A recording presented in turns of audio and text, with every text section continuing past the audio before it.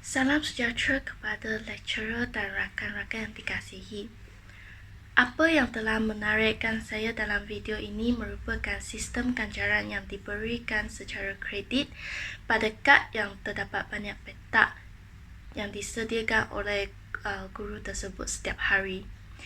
Kredit akan diberikan segera apabila mereka melakukan sesuatu baik supaya mereka ingat dan dimotivasikan. Sebelum kelas pagi hari tersebut ditamatkan, murid dapat memilih ganjaran mereka daripada 3 tahap yang berlainan. Tahap 1, mereka yang mendapat semua mata dapat memilih aktiviti yang menyeronokkan seperti bermain mainan bersama dengan rakan-rakan. Yang tahap 2, mereka kurang mendapat mata dapat memilih aktiviti individu yang ingin dijalankan seperti mainan teka-teki. Untuk murid tahap 3 iaitu mereka yang mendapatkan sikit mata sahaja, mereka dapat memilih di antara tube sensori atau membaca secara senyap. Sebagai peringatan, aktiviti yang diberikan mesti sesuatu yang menyeronok, terutamanya bagi tahap 2 dan 3. Aktiviti yang diberikan perlulah sesuatu yang menggembirakan tetapi bukan pilihan pertama bagi murid-murid. Ganjaran tidak diberikan secara terbuka, tetapi secara private iaitu perjumpaan antara murid dengan guru. Pada pendapat saya, cara ini mengurangkan ketidakselesaan antara murid-murid. Mereka yang dapat tahap 2 dan 3 tidak memalukan apabila mereka menjumpa cikgu untuk mendapatkan ganjaran. Jadi, tidak ada bandingan di antara mereka.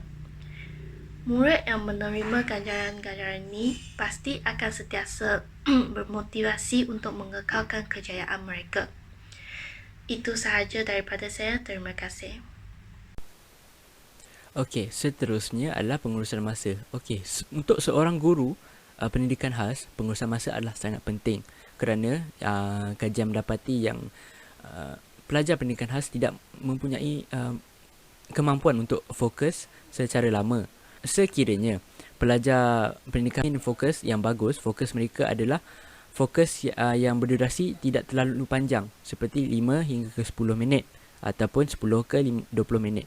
Okey, itu adalah masa paling panjang untuk mereka memberi fokus yang terbaik. Sudah hilang fokus, sudah hilang minat untuk mendengar apa yang guru ingin memperkatakan. Okey, untuk ini sekiranya seorang guru ingin melihat masa ataupun track masa, saya tidak menggalakkan untuk seorang guru memakai jam tangan dan melihat jam tangan dengan terlalu kerap kerana ini akan mengganggu proses pembelajaran tersebut. Sebaliknya, meletakkan beberapa jam di sekeliling kelas yang di mana guru boleh nampak dengan jelas. So dari situ guru dapat menjalankan proses pembelajaran dan dalam masa sama mengikuti masa yang ditetapkan. Okey, di samping menguruskan masa ini dengan baik, caran pembelajaran juga dapat dilaksanakan kerana mengikuti masa dengan tepat. Ia juga akan memberikan guru ruang dan peluang untuk melakukan pelbagai aktiviti dalam kelas pada setiap hari supaya pelajar tidak merasakan bosan untuk melakukan aktiviti-aktiviti tersebut dan keadaan kelas juga akan dapat dikawal.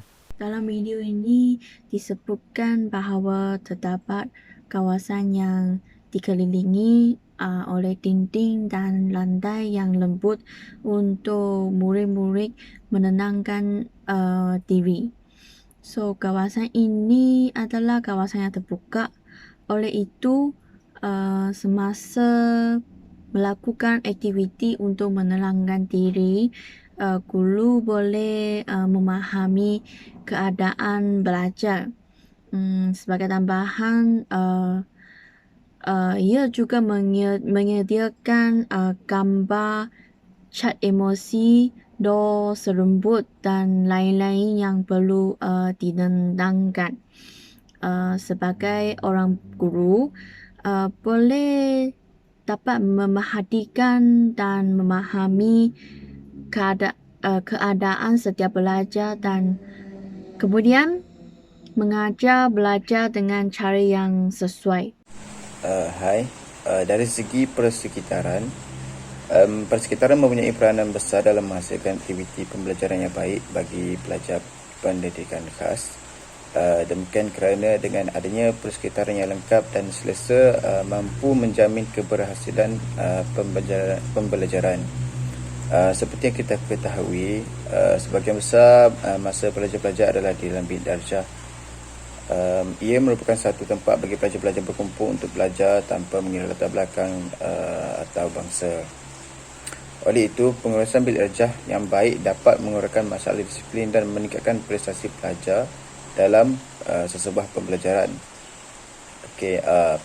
Pelajar berkeperluan khas ditempatkan di bawah pendidikan khas, iaitu perkhidmatan dan kemudahan pendidikan yang disediakan untuk individu istimewa atau kurang upaya yang terdiri daripada mereka yang mengalami kecacatan mental, masalah pendengaran, masalah penglihatan, kesihatan fizikal maupun golongan pintar cerdas. Keadaan sesebuah bilik darjah mempunyai peranan besar dalam menghasilkan aktiviti pembelajaran yang baik. Ini kerana susunan fizikal dalam bilik darjah, khususnya susunan tempat duduk, memainkan peranan penting dalam pembelajaran pelajar pendidikan khas. Sebagai contoh, susunan perabot seperti komputer, almari, meja untuk kerja kumpulan yang selesa dan kemas akan menimbulkan suasana ceria bagi pelajar menjalani proses pembelajaran. Kesimpulannya, pihak sekolah perlu prihatin di atas keperluan pelajar, terutamanya untuk tujuan pengajaran dan pembelajaran.